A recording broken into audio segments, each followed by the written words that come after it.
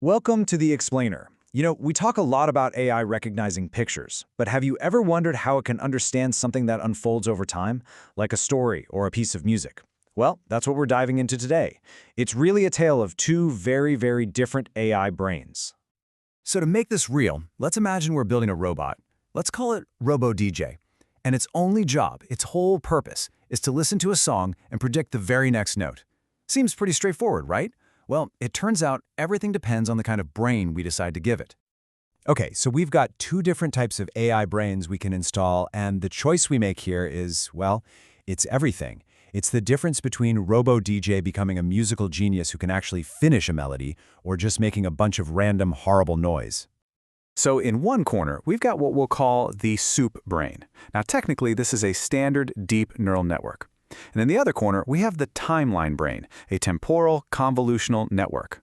Just the names alone give you a hint, but trust me, the difference between these two is massive. Let's get into it. All right, first up, we're going to try installing the standard DNN, the soup brain. This is a super common and really powerful AI, and it's amazing for certain things. But, as you're about to see, it has one huge critical flaw when it comes to our musical robot. And here it is. This slide really gets to the core of the issue. This brain is what engineers call permutation invariant. That's just a fancy way of saying that to this AI, the order of things just doesn't matter at all. And for something like music, well, order is everything. So let's picture this. Robo-DJ listens to the first, say, 10 seconds of a beautiful song. It hears the drums, the guitar, the vocals, all in that perfect, beautiful sequence. And then, with its soup brain, it does the absolute unthinkable. It takes all those perfectly ordered notes and just throws them into a blender. It completely scrambles them, totally ignoring the sequence. It's like taking a sentence and just shuffling all the words around. What you get is just a jumbled mess of information. The brain knows, okay, there were 3 drum hits and 5 guitar strums, but it has no earthly idea which one came first. The melody, the rhythm, the whole story of the music is just gone. So naturally, if we ask this brain, hey, what's the next note? It's completely and utterly lost. I mean, how can you predict the next page of a book if you've only read all the words in a random jumbled pile? It's impossible. Okay, so clearly the soup brain was a total bust. Let's try an upgrade. We're swapping it out and installing our second option, the TCN, and we're calling this one the timeline brain. And the name pretty much gives the game away, right? Temporal just means relating to time. This brain is specifically designed from the ground up to respect the order of events.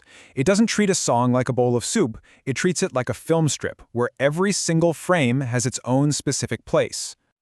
So how does it pull this off? Well, the timeline brain has 3 secret weapons for understanding sequences, and you can see them right here. We've got the sliding window, the no cheating rule, and its pyramid superpower. Let's break down what each of these means. First off, instead of trying to look at the whole song at once, the timeline brain uses this small sliding window. It only looks at a few notes at a time, like do, re, mi, and then it just slides over to the next little chunk, re, mi, fa, and the key is it always keeps them in the right order. Next up is the absolutely crucial no cheating rule. To figure out what's going to happen at, say, second 5, the brain is only allowed to use information from seconds 1 through 4. It is physically blocked from peeking into the future. The technical term for this is a causal convolution, and it forces a strict sense of cause and effect.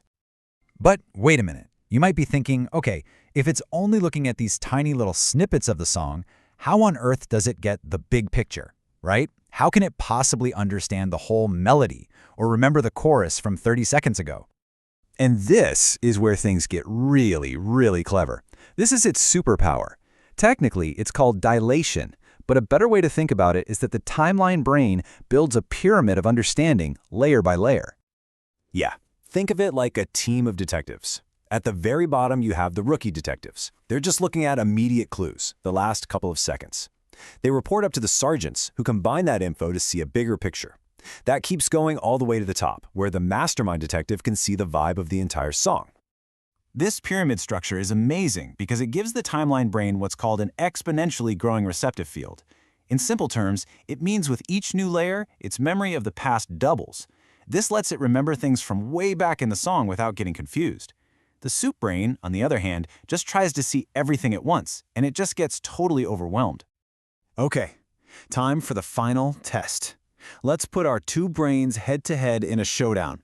We're going to play both of them the start of a song I think you'll recognize and ask them to guess the next word. Twinkle, twinkle, little... So, the soup brain, well, it does what it always does. It completely loses the order.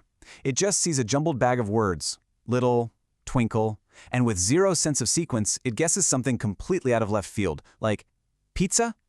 But the timeline brain? Oh, it saw the sequence. With its sliding window, its no cheating rule, and that incredible pyramid memory, it knows exactly what comes next. Star. So at the end of the day, the takeaway is simple, but it's really powerful. A standard DNN, our soup brain, is fantastic for static things, snapshots in time, like spotting a cat in a photo. But when you need to understand a story that unfolds over time, a sequence, you need a brain that's built for it, and that's the TCN. And look, this isn't just about making cute musical robots. Understanding sequences is absolutely fundamental for so many real-world AI applications. We're talking language translation, predicting stock prices, forecasting the weather, even generating realistic human speech. All of these things depend on understanding the arrow of time. This ability to give machines a genuine understanding of the past is a huge step forward, and it opens up some incredible new possibilities. So it leaves us with one final thought, doesn't it?